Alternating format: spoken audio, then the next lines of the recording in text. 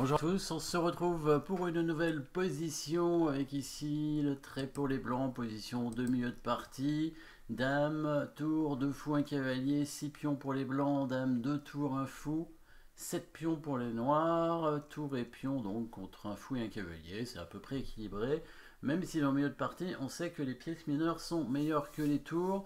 Les pièces blanches sont quand même bien placées, hein, avec ce fou sur la grande diagonale sur le roi, l'autre, le fou des noirs, est parti, il a déserté la diagonale apparemment.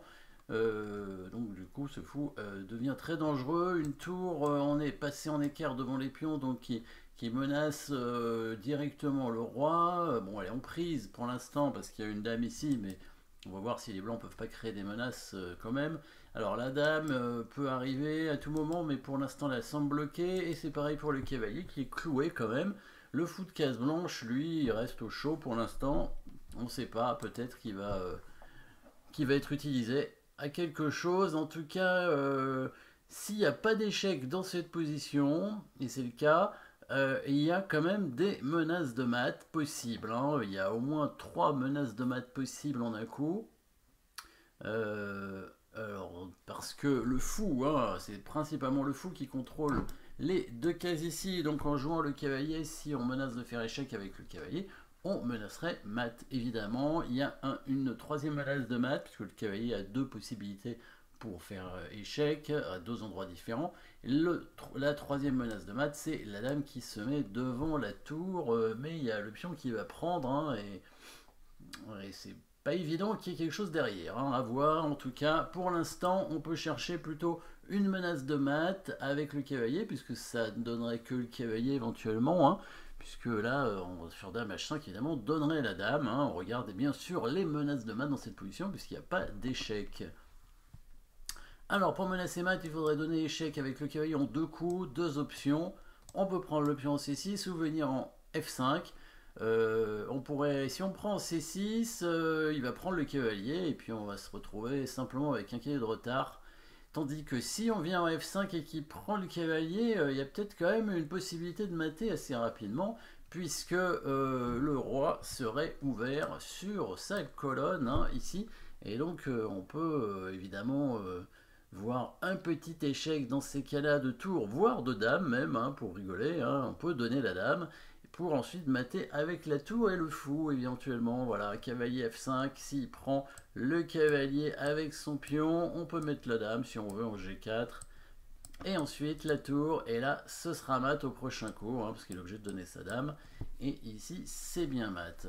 Donc vous pouvez aussi mettre la tour en G4 évidemment. Alors bien sûr il n'est pas obligé de prendre le cavalier, mais il y a une double menace de mat, et c'est l'intérêt aussi supplémentaire de venir en F5 et pas en C6. On menace à la fois de prendre la dame et de venir en H6, hein, pour faire mat. Donc ici, pour parer le mat, bon, il y a quand même la menace de gagner la dame bien sûr.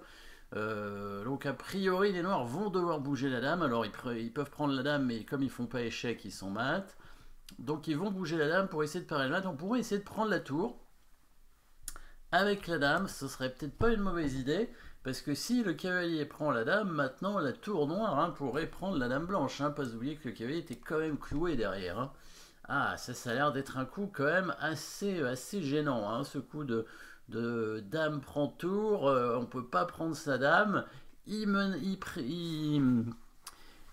Il contrôle, pardon, avec sa dame les 2 cases en H6 et en E7. Il va falloir trouver un bon coup maintenant. Il va falloir vraiment trouver un bon coup pour réussir à faire quelque chose, parce qu'on a quand même donné une tour là. Par contre, il a sa dame en prise, et si on la dévie, on pourrait faire mat. Ouais, alors au passage, on remarquera d'ailleurs qu'il menace lui-même discrètement mat, hein. Après cavalier F5, dame prend H4, les noirs menacent une menace assez menaçante ici, hein, puisqu'il y a le fou qui défend. Donc la dame menace de prendre le pion. Donc là, il va falloir vraiment trouver un bon coup qui va créer des menaces et en même temps parer la menace des noirs. Et bien évidemment, il y en a un, hein, une menace de mat à nouveau.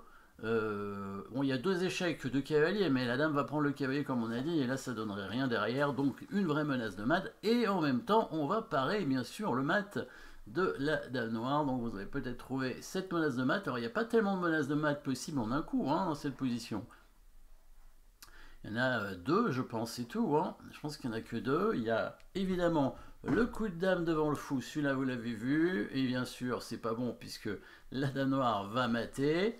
Et vous avez peut-être trouvé l'autre menace de mat, la petite interception, tout en protégeant évidemment le pion H2 avec la dame blanche en rayon X. Ici, la case H2 est protégée grâce à ce coup, ce joli coup de dame en H5. Bien sûr, si la dame prend, on va mater avec le cavalier en E7 et c'est une interception parce que si le pion prend, le cavalier cette fois va mater en H6. Et oui.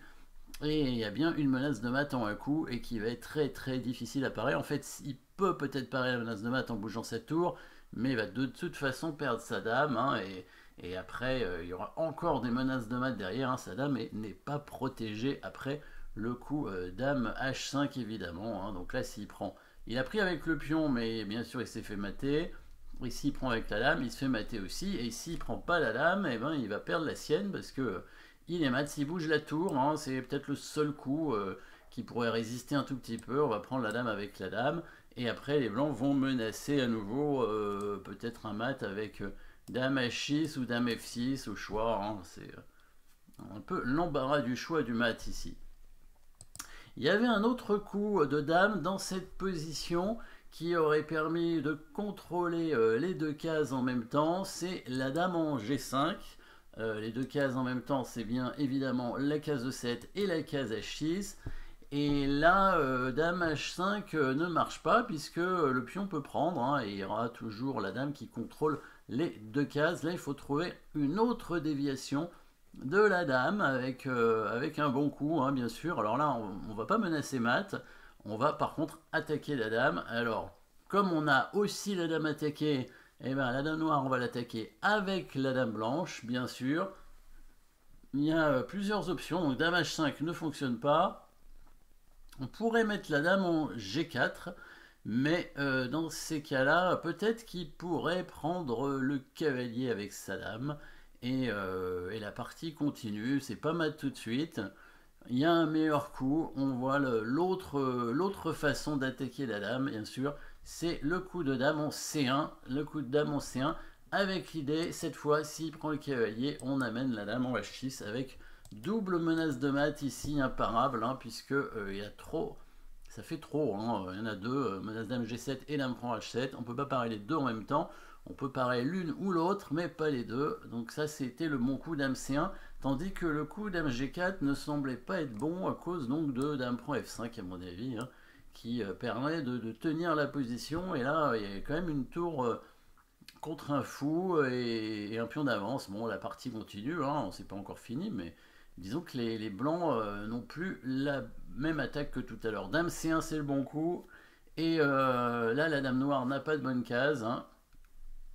Et s'il pousse le pion, on peut prendre le pion avec la dame, c'est possible, mais on peut aussi tout simplement faire échec pour gagner la dame. Hein. Dame prend cavalier obligatoirement et tour prend dame, bien sûr, avec quand même une dame de plus. Hein. Une dame et un fou contre une tour, c'est quand même position largement gagnante, surtout que la dame blanche va arriver pour créer des menaces de mat encore derrière. Hein.